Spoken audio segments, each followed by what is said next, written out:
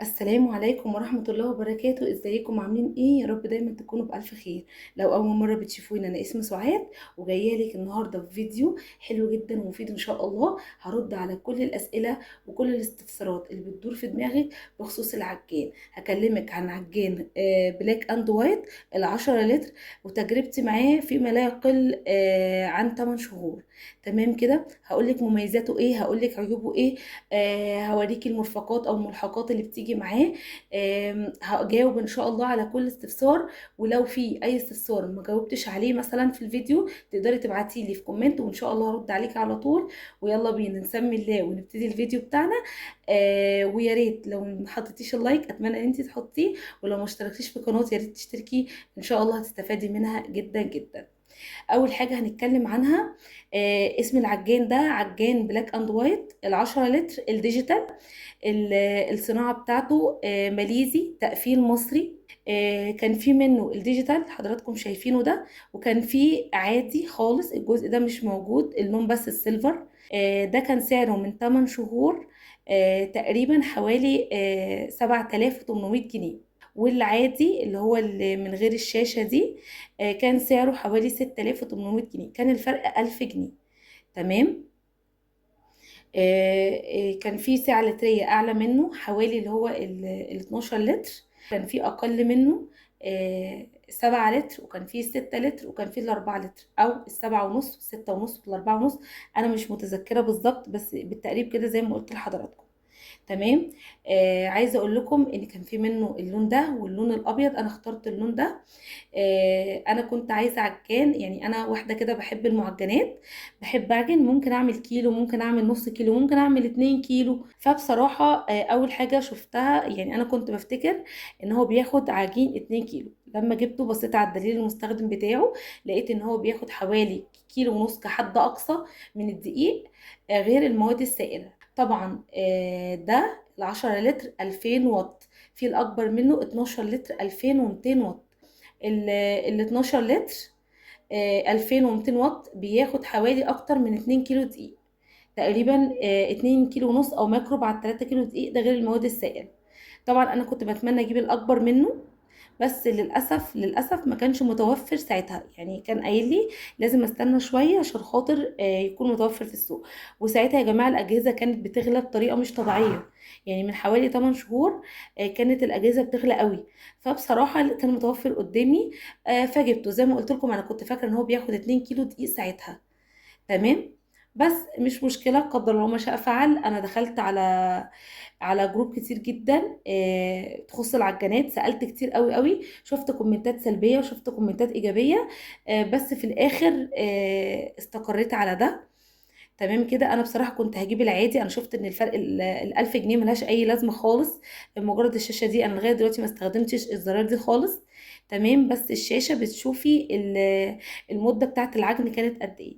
هي الزراير دي مكتوب في الدليل، يعني ان مثلا لو في عجينه بتعجنيها مثلا 5 دقايق، عايز تعجنيها 5 دقايق، تقدري تظبطي التايم من هنا، تعلي يعني تعلي الوقت او تقلليه، تزوديه او تقلليه بالزرارين دول. تمام. وبتسيبيه شغال، واول ما المده بتخلص يعني مثلا 5 دقايق، اول ما ال5 دقايق بيخلصوا بيفصل اوتوماتيك. ده كل اللي انا اعرفه عن الموضوع ده، لكن لغايه دلوقتي انا ما استخدمتهوش. بيجي بالشكل ده. ده كفر. تمام. ده كفر مش لون العجان خالص، ده بلاستيك بيطلع مع الاستخدام زي ما حضراتكم شايفين كده، هو كله لونه سيلفر. بيجي معاه ايه؟ بيجي معاه المرفقات دي. اول حاجه ده الكف، بستخدمه في المعجنات بس مش هو الاساسي في العجن.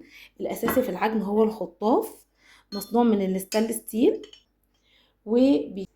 وبيجي معاه الويسك ده.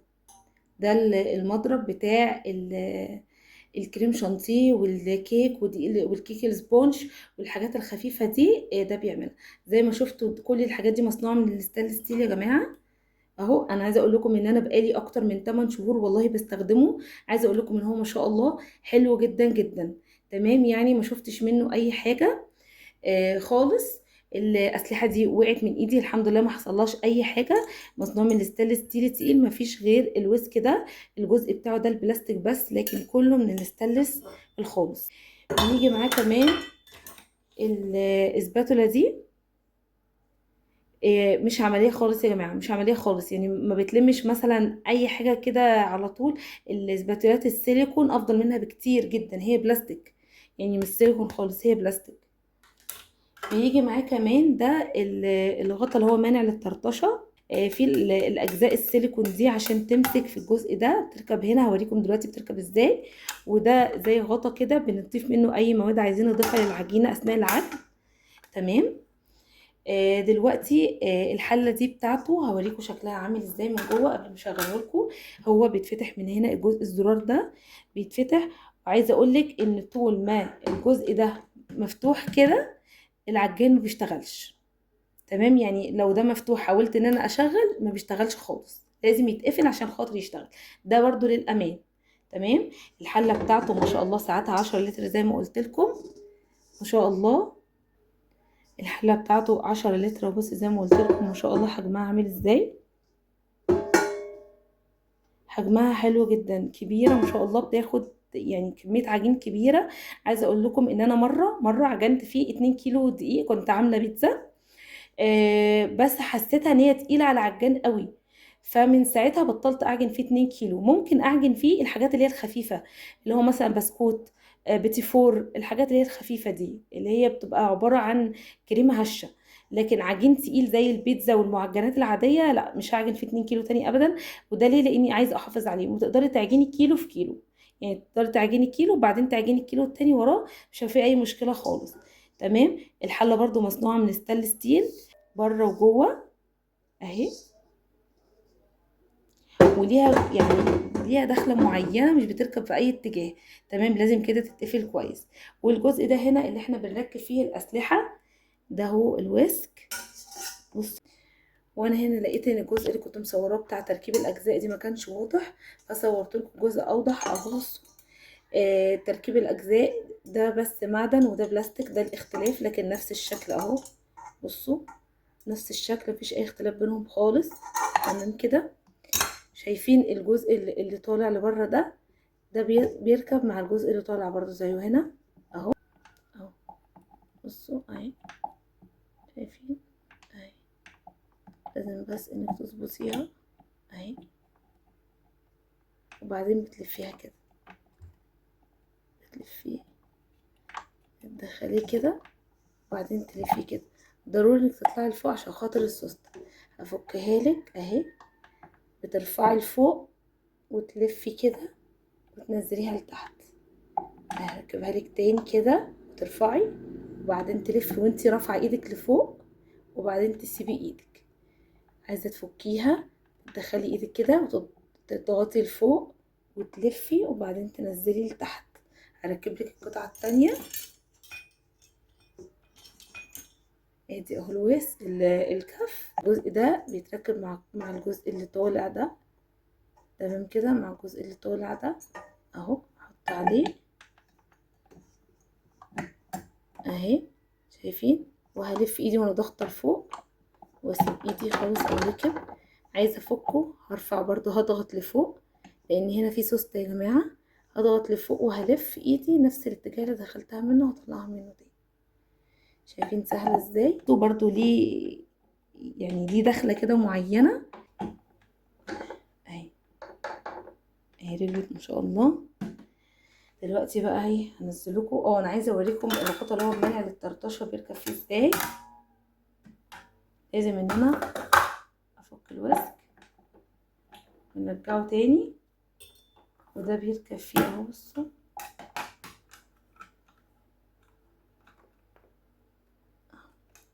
عايزه اقول لكم ان ده بيحمي المطبخ بتاعك او الرخامه من طرطشه العجين، وده ما بينزلش يا جماعه. الجزء ده مش هينزل غير لما ننزل كده بنفس الشكل كده. تمام.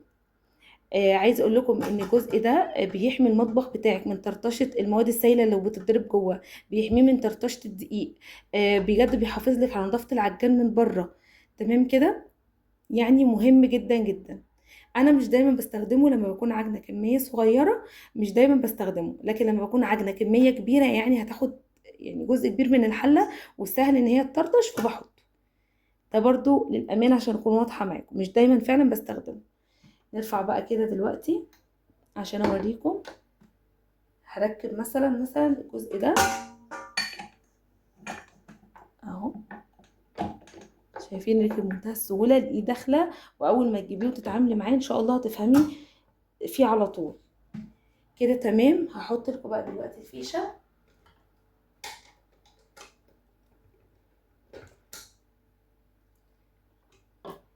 اول حاجه اهو الشاشه كلها اصفار، زي ما قلت لكم انا الزرار دي ما استخدمتهاش خالص لحد دلوقتي. بتظبطي وقت العجن اللي انت عايزه تعجني فيه من هنا، يعني بتعلي او بتقللي وقت العجن اللي انت عايزاه، ووقت ما بتخلص بتقفل لوحدها. تمام كده. بصوا بقى دلوقتي هنسمع صوته. طبعا دي اعلى سرعه، بس لازم تفضلي ماسكاه كده، يعني ما ينفعش انك تشغليه كده وتسيبيه. بصي هيقفل، لازم تفضلي ماسكاه، ودي بالنسبه لي مش افضل حاجه يعني. تمام كده. فدي كده اول سرعه. طبعا المعجنات التقيله بتتعجن على سرعه 1 و2 فقط، ما بتتعجنش على اعلى، ما بتتعجنش على اعلى من كده. لكن الحاجات الخفيفه اللي هي السبونش، الكريم شانتيه، الكيك، بتتعمل على سرعه عاليه عادي جدا. ده 1 2 كده. بصوا هنا السرعات اللي احنا بنشتغل بيها، بصوا هتتبدل ازاي. 3، هنا الوقت اللي بيعدي. 4، 5، دي كده اعلى سرعه فيه.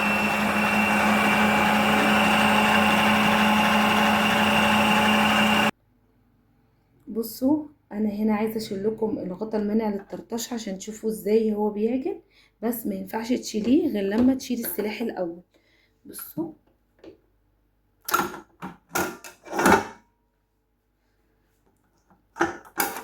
بصوا ما ينفعش اهو اشيلها غير لما اشيل السلاح الاول. فهحطه كده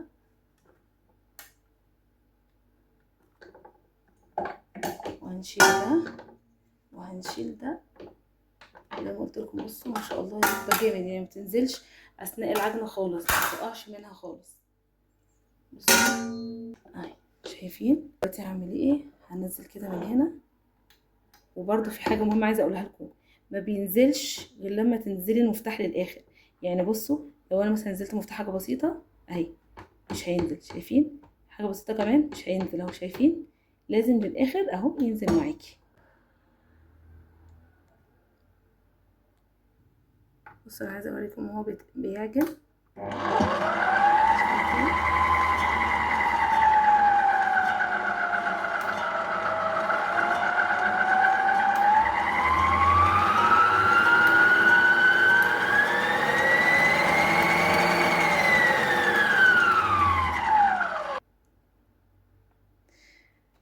انا اهو قلت لكم كل مميزاته. هو ما شاء الله الحله بتاعته كبيره، بس انا كنت عايزه اجيب بصراحه الاكبر، لكن لو انت استخدامك كيلو دقيق مثلا او اقل حلو معاكي جدا. تحسبا ان انت في مره مثلا عايزه تعملي كميه اكتر شويه من كيلو هاتيه، لكن لو استخدامك كيلو فاقل تمام هاتي هاتي اللي اقل منه، مفيش اي مشكله خالص بالنسبه لك.